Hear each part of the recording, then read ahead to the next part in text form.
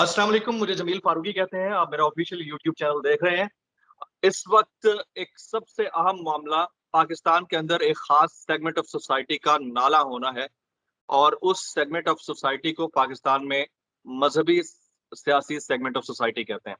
और तहरीक लब्बैक पाकिस्तान अ, वो मजहबी सियासी जमात है जो अभी तक इलेक्शन कमीशन के जरिए इलेक्शन में तो कॉन्टेस्ट कर रही है, लेकिन उनके अमायदीन और उनके अमीर इस वक्त अभी पाबंद सलासल हैं। मामलात उनके साथ क्या चल रहे हैं, हम खुद तो जितना कमेंट कर सकते हैं, कर रहे हैं। नेशनल टीवी पर नहीं बोल सकते, लेकिन जहां हमें बात करना बनती है, वहां हम बात कर रहे हैं।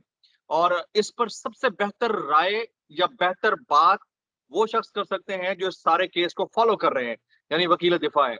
हमारे साथ मौजूद हैं इस वक्त अल्लामा साद हुसैन रिजवी साहब के वकील दिफा जनाब बुरहान मौज़म साहब, पाकिस्तान के मोतबर कानूनदान भी हैं और इस केस को बड़े क्लोजली मॉनिटर भी कर रहे हैं।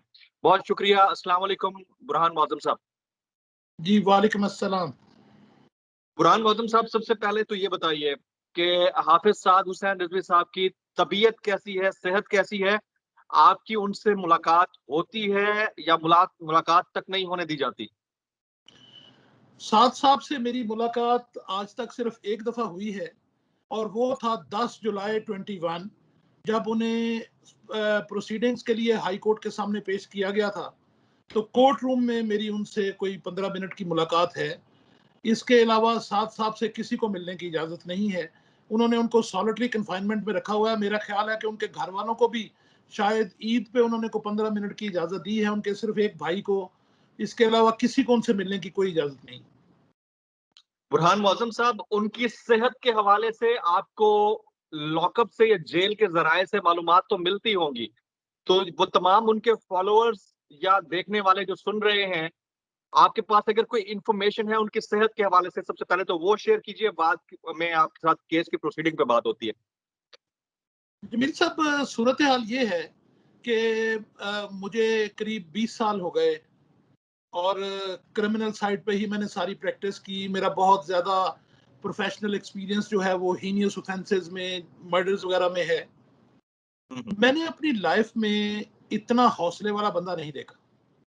हम्म, मेरी 15 मिनट की उनसे मुलाकात है और मैंने ये महसूस किया कि घबराना तो दरकिनार, वो इतने हौसले में थे कि वो मुझे कह रहे थे कि आपने किसी की बात नहीं सुननी, आपने सिर्फ लीगल अपनी ओपिनियन खुद डेवलप करनी है और ये ना सोचिएगा कि मैं जेल में हूं, I can fight for years.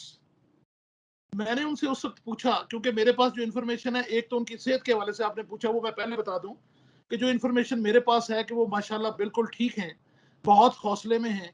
बल्कि मुझे तो ये तक पता चला कि वो जो कोई साहब कभी मिलने की कोशिश करते हैं या किसी जरिए से उनका राब्ता हो जाए, तो वो बाहर वालों को हौसला देते हैं कि हौसले से चट्टान की तरह डटे खड़े रहो। दूसरी बात यह है कि मैंने उनसे, जब मेरी मुलाकात हुई तो मैंने उनसे पूछा कि आपको अंदर कोई प्रॉब्लम, कोई तकलीफ महसूस करते हो? तो उन्होंने कहा कि मुझे बाकी तो सब ठीक है, इन्होंने मुझे कैद में रखा हुआ है, मुझे इससे फर्क नहीं पड़ता, ये मुझे घर का खाना नहीं पहुंचने देते, मुझे इससे भी फर्क नहीं पड़ता। राइट। सहूलियात से बहुत दूर रखा गया है। एक तो ये उनकी सेहत के हवाले से हो गया। अब मैं आ जाता हूँ पुलिस के रवैये के हवाले से और जेल इंतजामिया के रवैये के हवाले से। जाहिर है आप बहुत ज्यादा क्लोज हैं इस केस के, तो आपको ज्यादा पता होगा। आप खुद नहीं मिल पा रहे, आपकी आखिरी मुलाकात जुलाई में हुई, लेकिन इसके बावजूद आपके पास इंफॉर्मेशन होगी कि जेल इंतजामिया का, पुलिस का और सूबाई हुकूमत का डायरेक्टली इनडायरेक्टली एटीट्यूड या बिहेवियर कैसा है अल्लामा साद हुसैन रिजवी साहब के साथ। सर, मैं अगर इसे वन लाइनर कहूं जमील साहब, तो मैं ये कहूंगा कि they are putting their last effort, के उन्होंने साथ साथ को बाहर नहीं निकलने देना। जितना जोर उनके पास अवेलेबल है, वो तमाम का तमाम जोर लगाए हुए हैं। उनके प्रोसिक्यूटर्स क्या, उनकी एजेंसीज क्या, उनके मामलात क्या, वो सुबह से शाम तक उनका एक बात पर ही फोकस है कि कुछ ऐसा ना हो जाए कि साथ साथ कहीं रिलीज हो जाए। और दूसरी इंपॉर्टेंट बात यह है कि आप इसी से अंदाजा कर लीजिए, मैं एक छोटी सी बात आपके सामने रखता हूं, इन्होंने साथ साहब को 90 डेज के लिए डिटेन किया। जब हमें पता चला कि साथ साहब को फर्दर 90 डेज के लिए एंटी टेररिज्म लॉज में डिटेन कर दिया है, तो तारीख थी 10 जुलाई 2021। विद इन 3 to 4 डेज हमने उनकी रिप्रेजेंटेशन फाइल कर दी, जो होम डिपार्टमेंट के सामने गई। आज 2.5 माह गुजर चुके हैं, रिप्रेजेंटेशन का फैसला नहीं आया। हमने 20 दिन इंतजार किया कि रिप्रेजेंटेशन का फैसला कर दें, उसके बाद हम हाई कोर्ट जाते हैं। हमने 5 अगस्त को हाई कोर्ट में अपनी पिटीशन फाइल कर दी। ठीक। जजेस ने अपना टोटल जोर लगा लिया है, और जो प्रोसिक्यूशन है या जो एडवोकेट जनरल ऑफिस है, उसकी एक ही कोशिश है कि आज नहीं कल, परसों तरसों करके इसको लिंगर ऑन करते जाएं। और आज हम इस कंडीशन में आ खड़े हुए हैं कि साद साहब की 90 डेज की डिटेंशन सिर्फ 14 दिन बाकी रह गई है। यानी वो 2.5 माह बगैर किसी पिटीशन के डिसीजन के ही गुजार गए। इससे अंदाजा कर लीजिए कि गवर्नमेंट क्या क्या रोल प्ले कर रही है। राइट। अच्छा, अब आप माशाल्लाह मुल्क के मायनाज वकील भी हैं, आप मुल्क के मोतबर कानूनदान भी हैं, तो आपसे ये सवाल बनता है कि आपको क्या लगता है इस केस के अंदर दम कितना है साद साहब के अगेंस्ट, कि वो केस वाकयातन इतना दम वाला है जिसके ऊपर गवर्नमेंट लिंगर ऑन करवा रही है, या मौजूदा अदलिया की जानिब से चीजें डिले हो रही हैं, इस केस में इतना दमखम है? जमील देखिए, 2 सूरतें हैं। पहली सूरत तो ये है कि as a very humble student of law मैं आपको अपनी ओपिनियन दे दूं। मैं बेहतर समझता हूं कि मैं अपनी ओपिनियन की बजाय आपको इस केस के अगर फैक्ट्स 2-3 मिनट में बता दूं, तो आपको ज्यादा आसानी से पता चलेगा कि हो क्या रहा है। प्लीज। इन्होंने साद साहब को 12 अप्रैल को डिटेन कर दिया फॉर 30 डेज। 30 डेज एक्सपायर हुए तो इन्होंने दोबारा 30 डेज के लिए कर दिया। फिर तीसरा नोटिफिकेशन आया जिसपे फर्दर 30 डेज थे। अब यहाँ लॉ ने इन पे एक एम्बार्गो लगा दिया, लॉ ने इन पे एक पाबंदी लगा दी। इन पे वो पाबंदी ये थी कि गवर्नमेंट के पास जो इख्तियार था वो था 90 डेज तक, आपने वो यूज कर लिया। अब अगर आप 90 डेज से 91st डे में जाना चाहते हैं तो आपको इसके लिए हाई कोर्ट जाना पड़ेगा। आपको अपना केस 3 जजेस को सुनवाना पड़ेगा। आप अपना जाकर मौकफ 3 जजों को बताएं कि ये साहब हैं, ये इन पे इल्जामात हैं और हम इन्हें खतरा समझते हैं, तो हम इन्हें अंदर रखना चाहते हैं। इन्होंने in terms of that law इन्होंने एक रेफरेंस फाइल किया, जो 3 ऑनरेबल जजेस ऑफ हाई कोर्ट ने सुना। उस ट्रिब्यूनल के उस वो उसे कहते हैं प्रोविंशियल रिव्यू बोर्ड।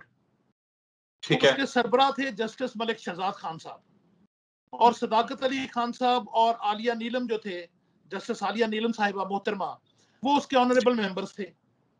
2 जुलाई को ये 8 एलिगेशंस लगाते हैं कि जी ये हमारे पास 8 इल्जामात हैं। हम इन 8 इल्जामात की वजह से समझते हैं कि साद रिजवी साहब को डिटेन करना गवर्नमेंट की मजबूरी है।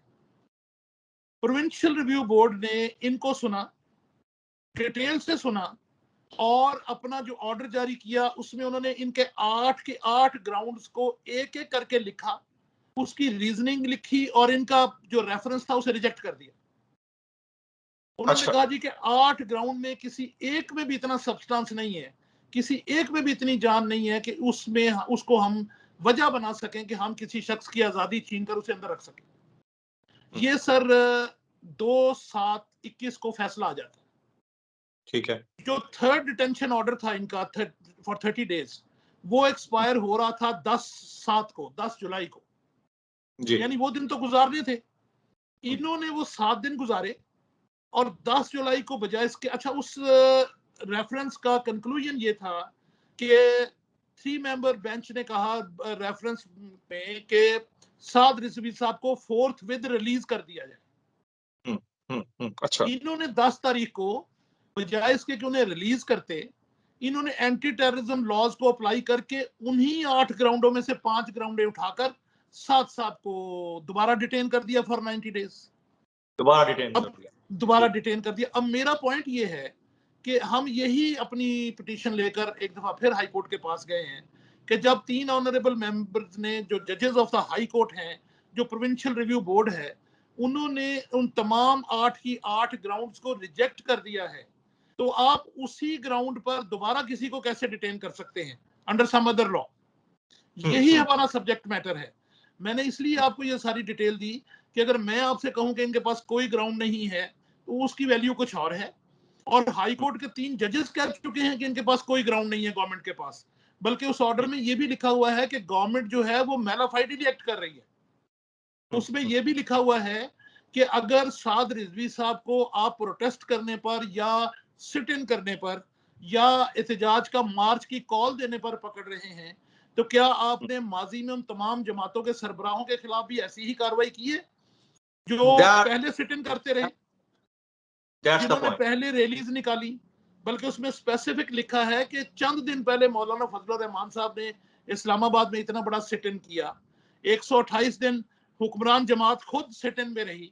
अगर आपने उनके खिलाफ कार्रवाई की है, अगर आपने उन्हें प्रोस्क्राइब कर दिया है, अगर आपने उन्हें कालेदम करार दे दिया है, तो आप इनको भी कर दें।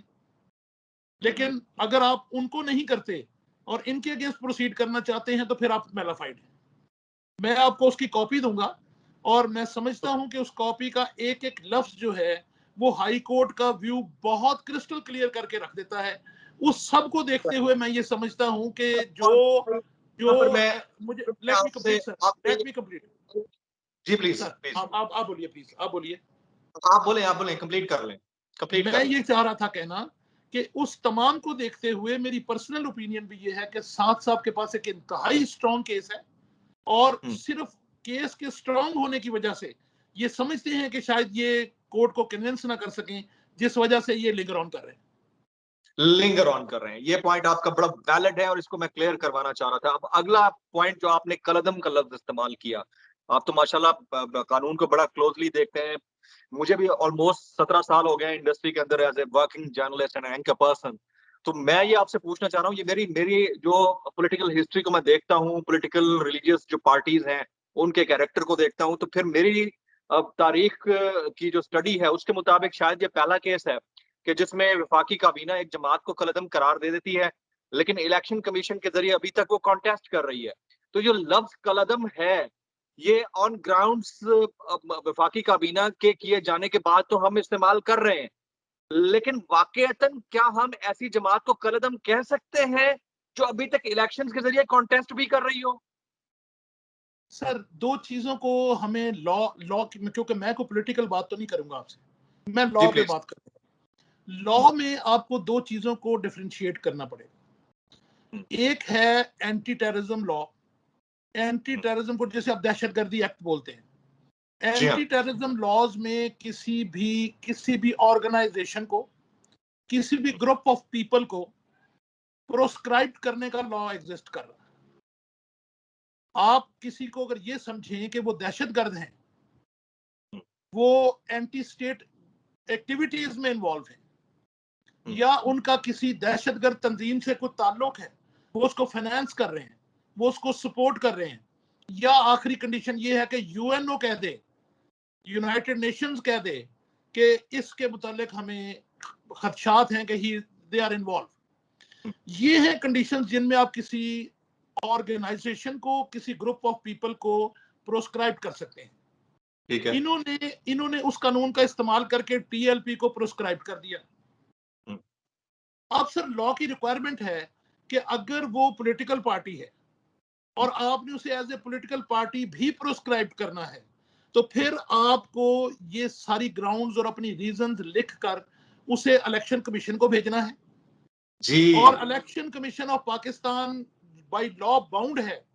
ये जो पीपल्स रिप्रेजेंटेटिव एक्ट है ना 17 का, इलेक्शन लॉस, उसमें ये कैटेगराइज करके लिखा है कि अगर कभी इस तरह का कोई एलिमेंट आएगा तो इलेक्शन कमीशन बाउंड है कि वो विद इन 15 वर्किंग डेज उस रेफरेंस को सुप्रीम कोर्ट ऑफ पाकिस्तान भेजेंगे।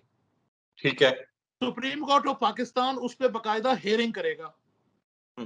अगर सुप्रीम कोर्ट रिकमेंड कर दे कि हाँ गवर्नमेंट जो कह रहा है ये दुरुस्त कह रहा है, तो फिर आप उसे प्रिस्क्राइब कर दें, अदरवाइज नहीं, अदरवाइज कर नहीं सकते। ठीक है। अच्छा, अब इन्होंने जब टीएलपी को प्रोस्क्राइब कर दिया तो इन्होंने एक रेफरेंस भिजवा दिया इलेक्शन कमीशन को कि जनाब इनको हमने प्रोस्क्राइब किया है।